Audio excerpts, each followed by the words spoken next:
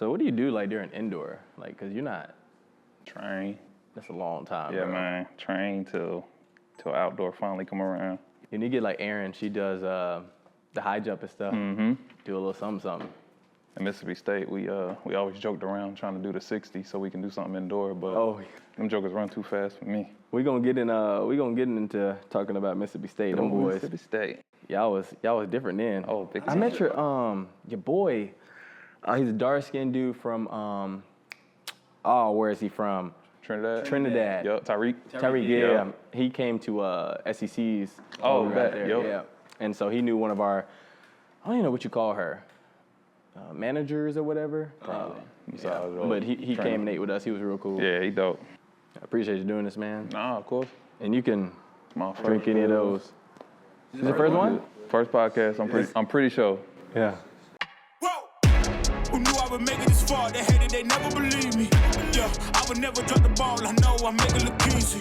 Yeah, Mayweather with the defense. I don't care what a critic got to say. I got them picking up the pieces. That to me, you really playing with your life. I'm about to come and run it all back. I'm the new era, about to snap back. You ain't fitting for it because you all cap like.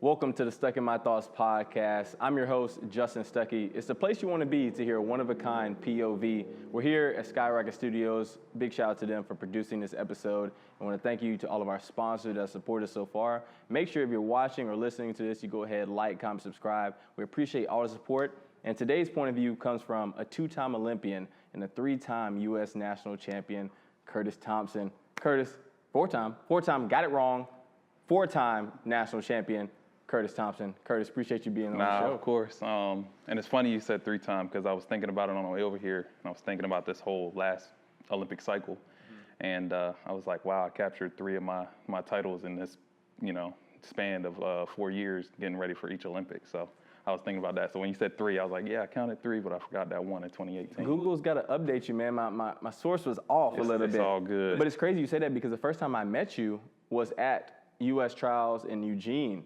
2021, I was in the high jump, you were in the javelin.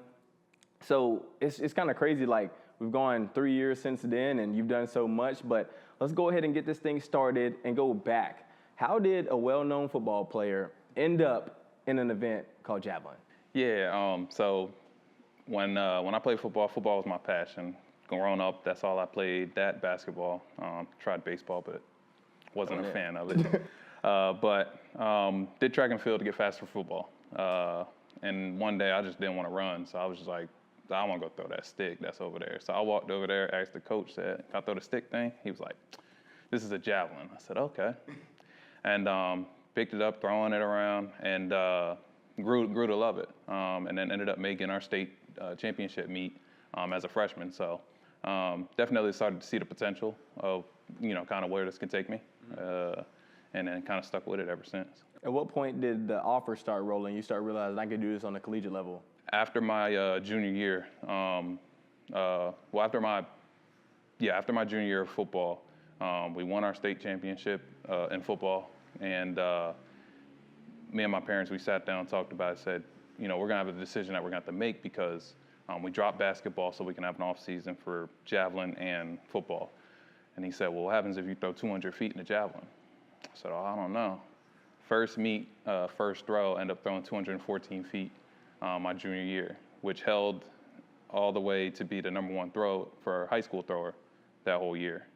And that's kind of when things started kicking off, offers, phone calls started to ring and everything. So that's how we knew. We said, all right, this is something we can carry on into the next level. Yeah, and you wind up going from New Jersey all the way down to Starkville, Mississippi. That's a big stretch. And you hear about the sprint used, the jump used, the throws used, but Mississippi State, y'all were definitely Jav U. What was it like being down in Starkville during that time? It was great. Being in Starkville is one of the best parts of my life. That's where I was able to meet my wife as well. But it was just a sense of family there. The team and everything, they all cared for one another as one. And then, Jav U kind of kicked off after we started recruiting some more Jav throwers who were at a higher caliber. And then just making noise just together. So that was great to be a part of and to kind of kick off so other teams could try to take it. Yeah, and we talked about the first time I met you was during the trials, but let's go back to 2016 trials, and you missed the Olympic spot by 12 centimeters. Mm-hmm. As somebody that's had so much success, how are you able to handle when you don't reach a goal? Yeah, so 2016 was definitely one of the first few moments where I feel like, oh man, I failed. But I think the sting wasn't as hard because that was my PR throw.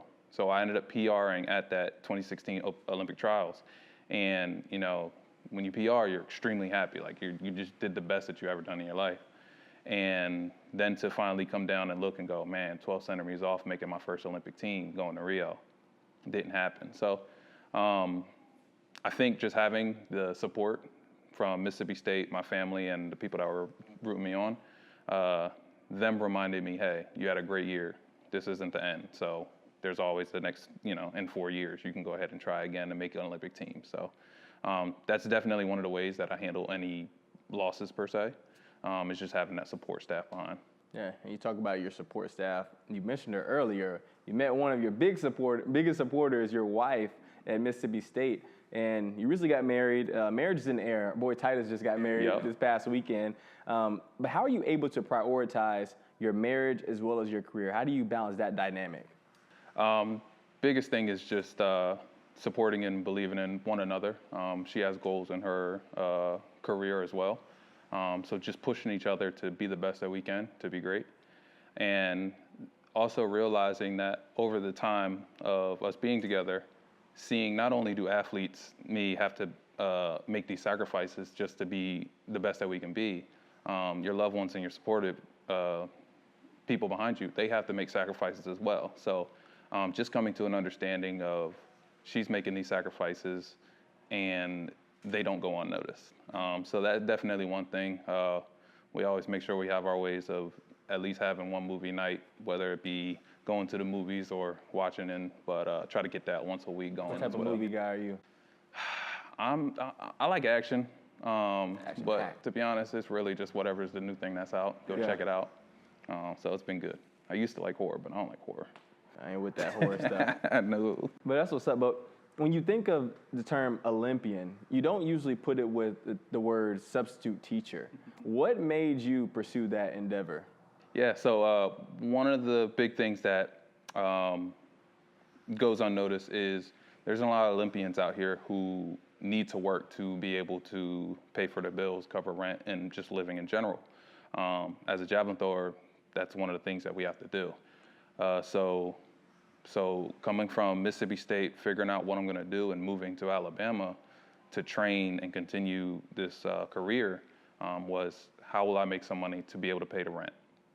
Substitute teaching came out to be one of the first few things because I was fortunate enough to be able to coach at Spain Park and substitute there. And that was just, I had a mathematics degree, so this also gave me insight on if I want to be a teacher or not as well. So kind of just going from there. So that's how you end up with a substitute who's still who's also an Olympian. Yeah, that's kind of cool though. I mean, you'd be like, yeah. Sometimes subs get pretty good raps. There's no in between. You either really hate a sub or you really love a sub. And I'm pretty sure you're a cool substitute teacher as well as a coach. But do you feel that calling to inspire and give back to that next generation of track and field athletes? Yeah, I definitely feel.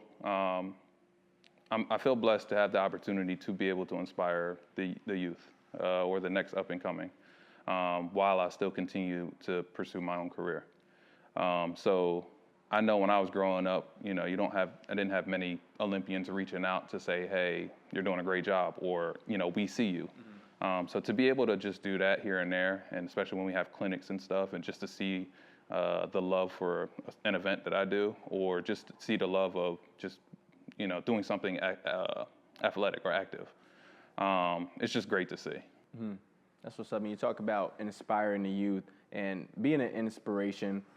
I didn't know this about you. I knew, Olympian, javelin thrower, but I didn't know author was next to it. What inspired you to write the book? It's from you and your father's perspective. How did that come into play? Yeah, so my dad, he has a lot of ideas in his head, and this particular one popped up, and he said, I feel like we have a story that we can tell, and let's find a way to make it happen. So we figured out how to make it happen, and we made a book called How to Throw That Thing. And it's really just, it's a really cool perspective of me as a kid and an athlete, telling a story of how everything kind of played out, and then also the perspective of my dad and how he saw it as a parent, as well, watching on the outside and supporting as well. So, it was cool because I got to kind of read that and kind of go through it as well to kind of see how did my dad feel when we went through certain, aspects of my career. And to see that I saw it differently than he did because, he's seen it as a parent. And so to have other people to be able to read that and relate to that, I think it's going to be pretty cool. That's what's up. So if you haven't gotten it, Tune go in. check it out. How to Throw That Thing. Yes. We gotta tap in. How can they get it? Where can they get it? It's on Amazon. You can look it up on there, order it, and I feel like that's going to be up forever. So whenever you want to go get it, go get it. We're going to get that. Make sure you guys tap in. We'll put the link in the bio there. I'm sure you and your father have a pretty great relationship, a dynamic, especially you guys writing a book together. But how would you describe your relationship with the Cheesecake Factory brown bread? Ooh, I'm a big fan of the brown bread. That is the go-to for me. My wife is the sourdough. I do not do that. So I'm not with the sourdough. Whenever we go there, it goes, can I get the sourdough? Let me get the brown bread as well. My family, when we go there, we tell them, don't even bring out the sourdough bread. Just give us all the brown bread. But we want to know, what are your top 3 places for bread? Top 3 restaurants, whatever. Oh, for bread? That's a tough one. See, now I wish my wife was here because she loves bread. But I think it's, what is it, Logan's Roadhouse? I think they have Texas Roadhouse. They have those rolls. They're really good. Olive Garden breadsticks, they're good. And then I guess that brown bread's got to be up there. That's the top 3. Yep. Y'all let us know y'all's top 3. That's a pretty solid one right there. Okay. So I do this new thing on the show where I say, what were your thoughts when? So I'm going to bring up a specific topic, situation, and you tell me what your thoughts were. So the first ever, what were your thoughts when? What were your thoughts when you saw that Grand Slam track was not going to have field events? Not surprised, but a little upset. But then after that, it started to turn into, I understand and hope it grows into what we hope it can turn into, including all events. So definitely excitement started to grow after being like disappointed, like, man, why y'all ain't got field events? Yeah.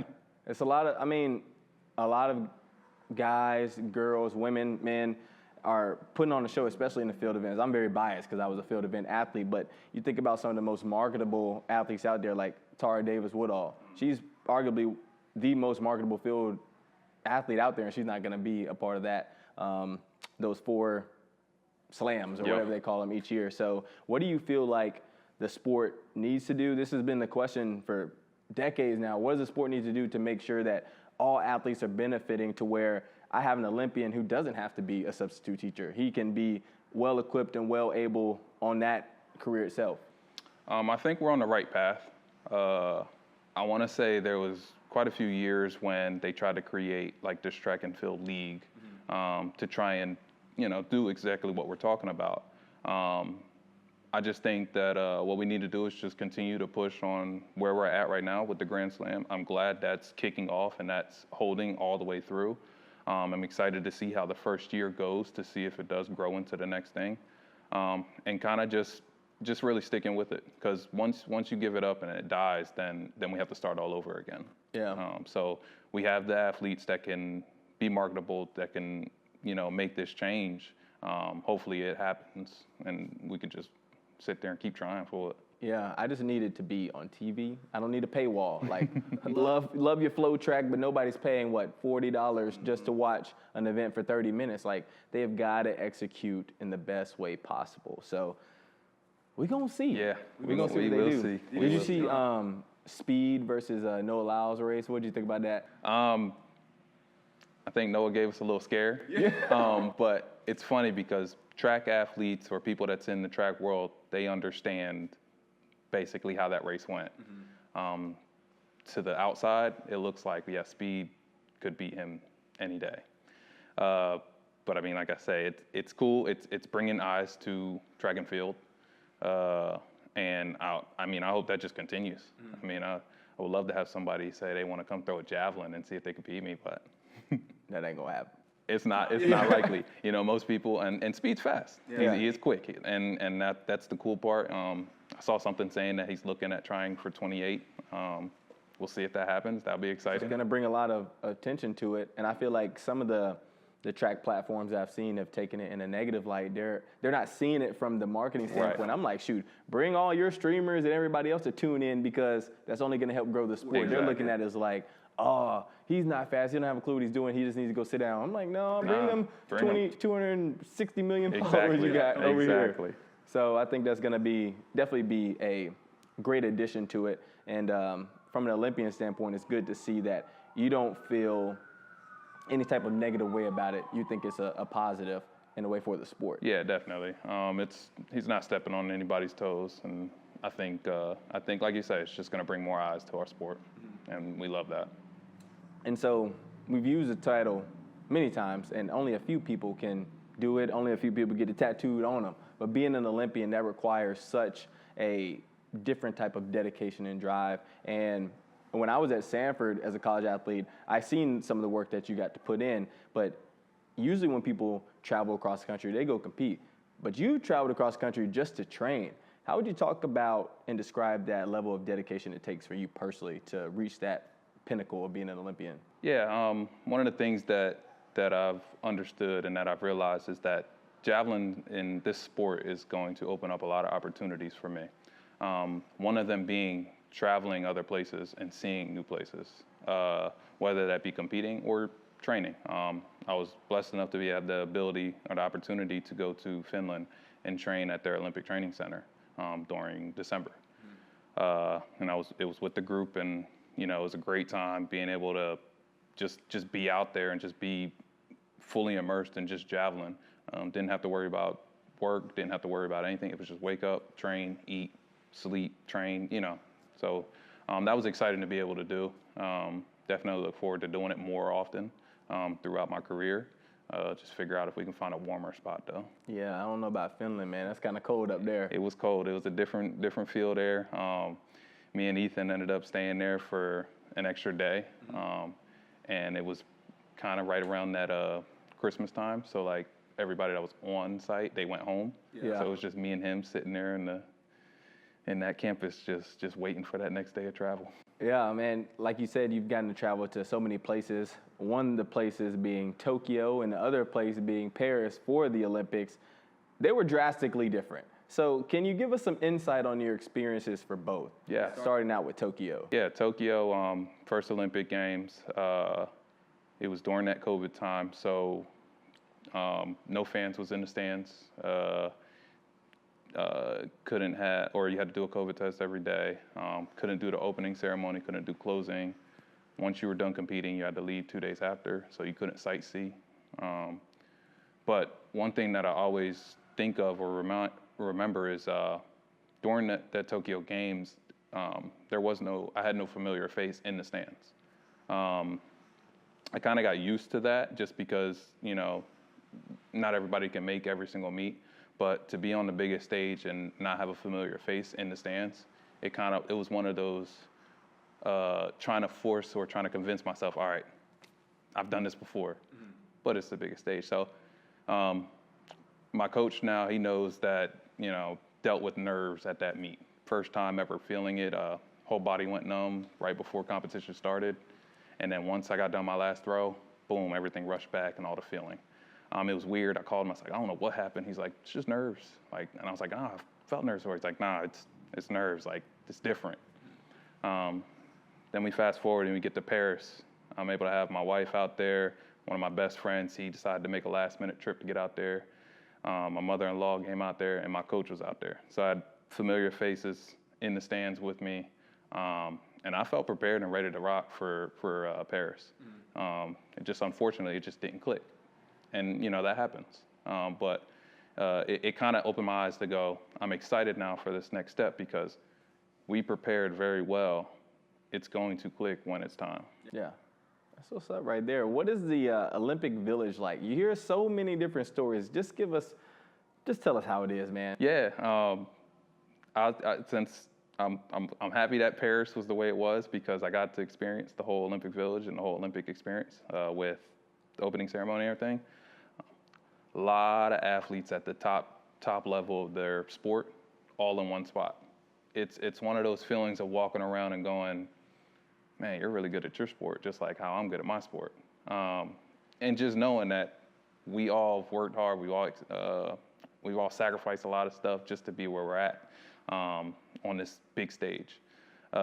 People are friendly, people communicate, the social life is awesome out there. And you know, it's funny, it can be overwhelming, but the cool part is you have your own space that you can go and take a breather where you're like, all right, so much social stuff going on, let me go ahead and take a step back, go to my room, and I'll be fine. So it's pretty cool. Did you meet LeBron? He walked past me and gave him one of them head nods. I don't think he saw it. Dang. But everybody else rushed him to try and see him. So yeah. But I did get a picture with AD. It was pretty cool. Shout out AD. Yeah. Come on, Brian. You can't walk past my guy It's all right good. here. It's all good. It was cool seeing all the basketball players kind of walking by so they can get on the boat before everybody. I met KD like 3 weeks ago in Colorado, and I saw who was it? Shelby was taking pictures with all them. Yeah. Yep. Hey, look, who did you room with when you were out there? So my roommate was Heath. He's multi. Yeah. Great guy.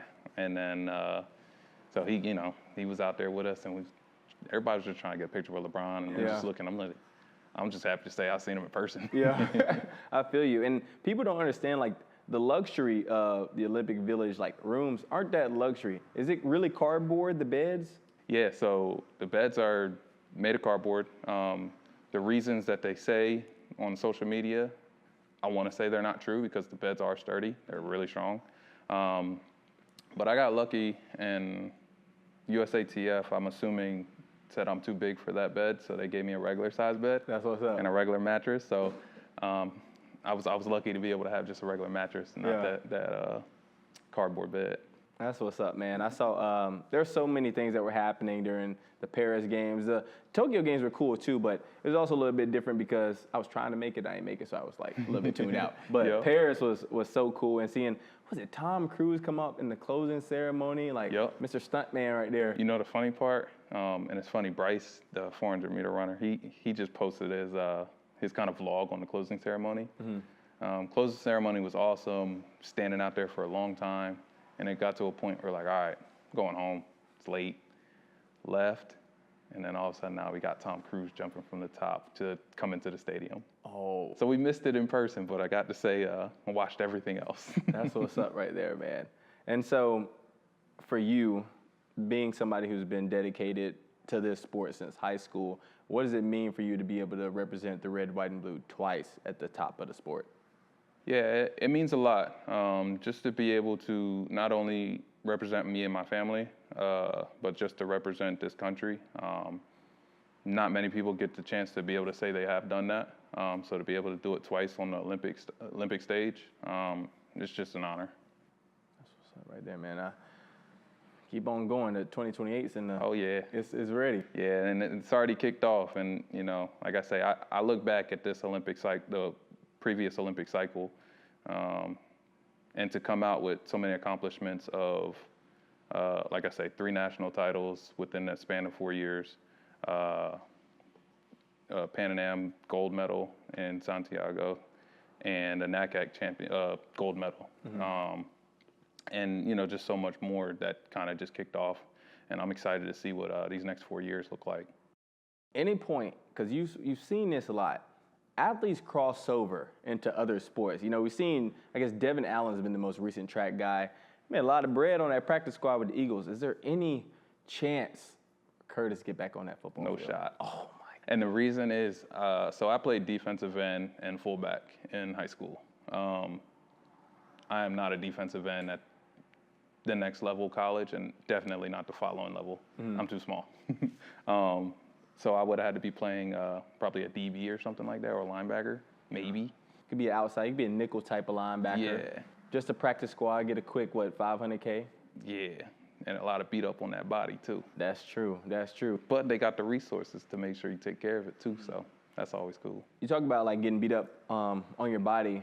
people think when it comes to javelin, you're just throwing a stick. There's not that much wear and tear. Can you share to the people what it actually takes to be able to do what you do? Yeah, it's a full body event.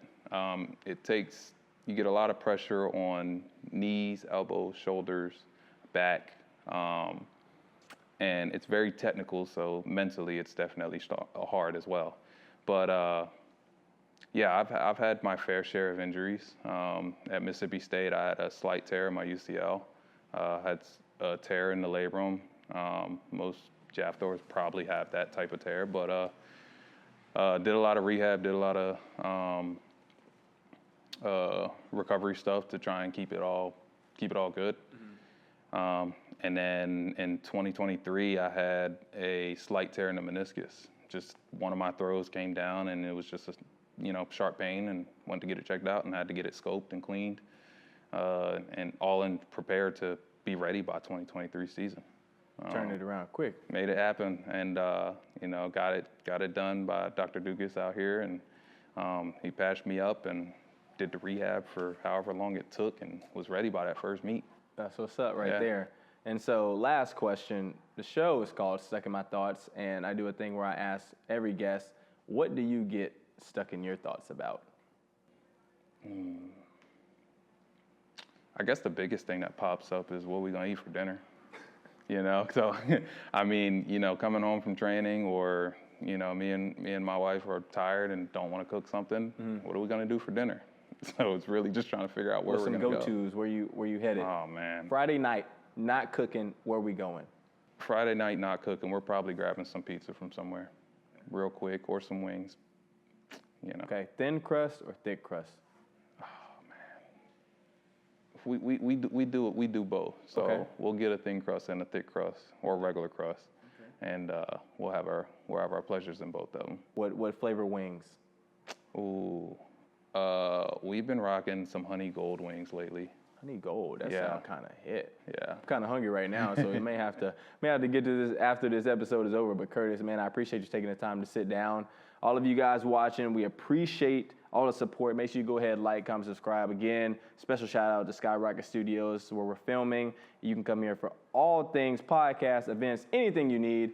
And make sure you guys stay up to date, because we're going to be coming out with so much more content. And we'll catch you guys on the flip side. We out. Appreciate it, y'all, man. It's awesome. Yes, sir. Whoa. Who knew I would make it this far? They hated, they never believed me. Yeah, I would never drop the ball. I know I make it look easy. Yeah.